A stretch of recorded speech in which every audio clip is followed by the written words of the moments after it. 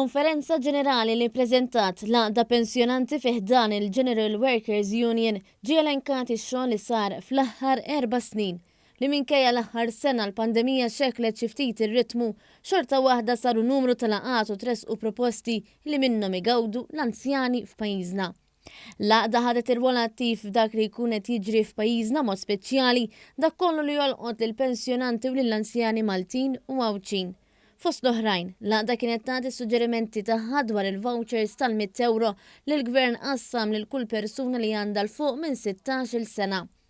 Is-Segretarju tal-għaqda pensjonanti Tony Zalp spjega li l-Gvern ikkonsidra s-suġġerimenti li tat dwar it-tieni round ta' vouchers tal-€100 tal-Gvern. U għanna għadna li l-anzjani kollhom bżonn vouchers iżgħar, infatti il-Gvern laqgħat tal-batana u min-naħa tiegħu saħareġ ukoll li l-vouchers ħarġu tat-10 u tal-15 u ħaġa li ġiet milquha talba tajba mill-anzjani. Fl-aħħar xhur l-għaqda waslet għal kompromess mal-Bank HSBC li reveda l-pożizzjoni tiegħu li jimmulta lil persuni li jiddepożitaw inqas minn €2300 kull 3 xhur.